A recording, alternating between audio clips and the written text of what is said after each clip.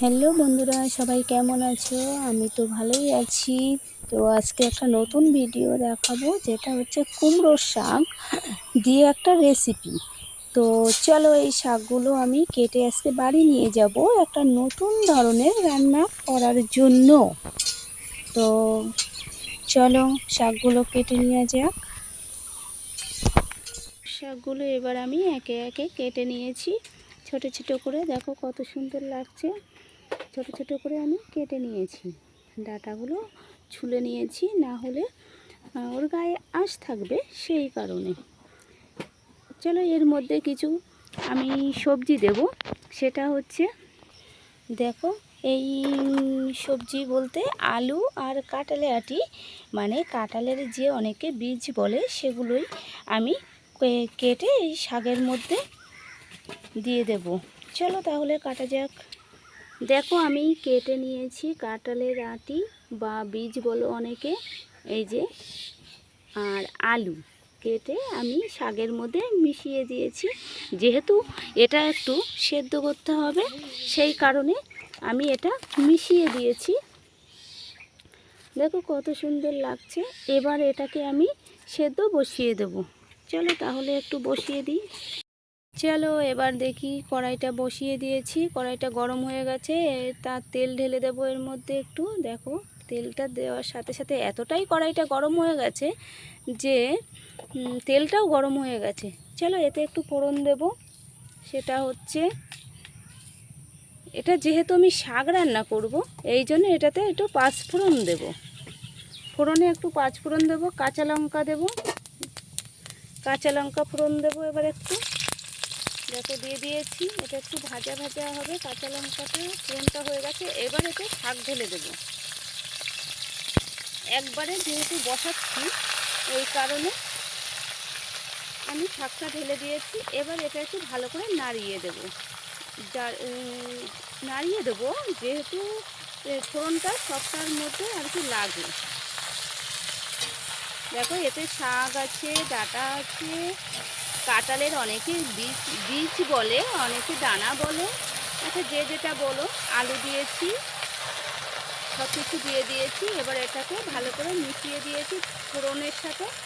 এবার এতে আমি স্বাদ অনুযায়ী নুন দেব, বা অনেকে লবণ বলতে পারো। দেখো যতটুকু লাগবে আমি দিয়ে দিয়েছি। এবার আমি এটাতে হলুদ দিয়ে দেব, হলুদ গুঁড়ো, মানে শাকে হলুদ দেয়, আর বেশি দেব না, যেটুকু লাগবে সেটুকুই দিয়ে দেবো। দিয়ে দিয়েছি। এবার হচ্ছে এটাকে আমি ভালো করে মিশিয়ে দেব। শাকের মানে হলুদ নুন সব যাতে শাকটাই মিশে যায়, সেটা আমি তার জন্য ভালো করে মিশিয়ে দেব শাকটার সাথে। দেখো, শাকটাই হলুদ নুন সব মেশানো হয়ে গেছে। এবার আমি এতে জল দিয়ে দেব।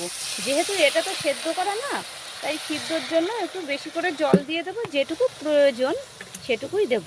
আমার জল দেওয়া হয়ে গেছে, এই দেখো। এবার আরেকটু জল লাগবে অবশ্য, না হলে এটা আবার সিদ্ধ হবে না।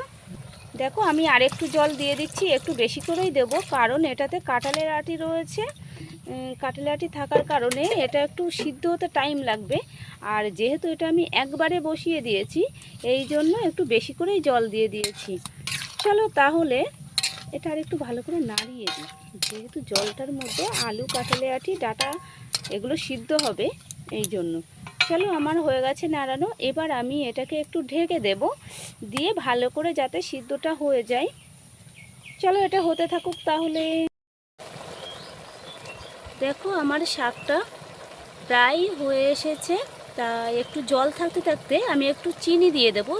যেহেতু শাকটাকে একটু চিনি না দিলে একটু মিষ্টি মিষ্টি লাগবে না, সেই কারণে আমি একটু চিনি দিয়ে দেবো যতটুকু চলো আমি দিয়ে দিয়েছি, আর একটু জল থাকতেই দিয়েছি। কারণ হচ্ছে যে ডাঁটা আর মানে ডাঁটার মধ্যে চিনিটা যাতে ঢোকে, এই জন্য একটু জল থাকতে থাকতেই দিয়েছি, যাতে একটু মিষ্টি মিষ্টি আর কি লাগে। এবার একটু ভালো করে নাড়িয়ে দিই, যাতে সব কিছুর মধ্যে চিনিটা ঢুকে যায়। চলো এবার তাহলে হতে থাক আর একটু।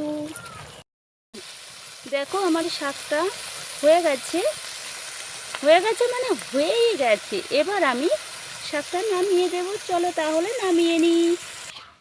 দেখো আমার শাকটা রান্না হয়ে গেছে, নামিয়ে নিয়েছি। আচ্ছা কেমন হয়েছে বলো?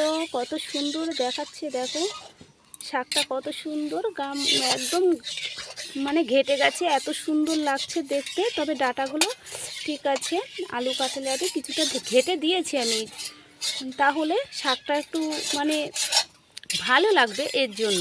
আচ্ছা চলো সবাই তাহলে ভালো থেকো, সুস্থ থেকো, নিজের খেয়াল রেখো। আর আমার ভিডিওটা ভালো লাগলে সবাই একটা লাইক, একটা কমেন্ট আর শেয়ার করে পাশে থেকো বন্ধুরা। আর নতুন যারা তারা একটু সাবস্ক্রাইব করে পাশে থেকো। সবাইকে টাটা। আজ আমি আসি, সবাই ভালো থেকো, খুব ভালো থেকো সবাই। টাটা।